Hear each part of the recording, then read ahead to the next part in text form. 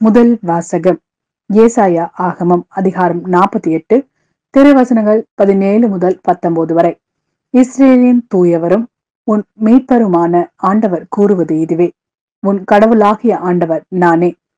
பயனுள்ளவற்றை உனக்கு கற்பிப்பவரும் செல்ல வேண்டிய வழியில் உன்னை நடத்துபவரும் நானே.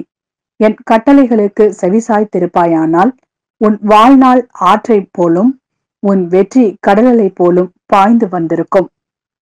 உன் வழிமரபினர் மணல் அளவாயும் உன் வழித்தோன்றல்கள் கதிர் மணில்கள் போன்றும் இருந்திருப்பர். அவர்கள் வெட்டி வீழ்த்தப்பட்டிரார்.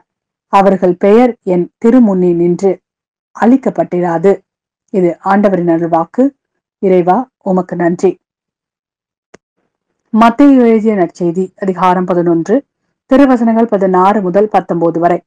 இத்தலைமுறையினரை யாருக்கு ஒப்பிடுவேன்? இவர்கள் சந்தை வெளியில் உட்கார்ந்து மறு அந்நியினரை கூப்பிட்டு, நாங்கள் குழல் ஊதினோம், நீங்கள் கூத்தாடவில்லை, நாங்கள் ஒப்பாரி வைத்தோம், நீங்கள் மாரடித்து புலம்பவில்லை என்று கூறி விளையாடும் சிறு பிள்ளைகளுக்கு ஒப்பானவர்கள். எப்படியெனில், யோவான் வந்தபோது அவர் உண்ணவும் இல்லை, குடிக்கவும் இல்லை. இவர்களோ அவன் பேய் பிடித்தவன் என்கிறார்கள்.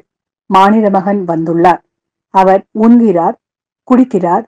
இவர்களோ இம்மனிதன் பெருந்தீனிக்காரன், குடிகாரன், வரி தண்டுபவர்களுக்கும் பாவிகளுக்கும் நண்பன் என்கிறார்கள். எனினும் ஞானம் மெய்யானது என்பதற்கு அதை ஏற்றுக்கொண்டோரின் செயல்களே சான்று.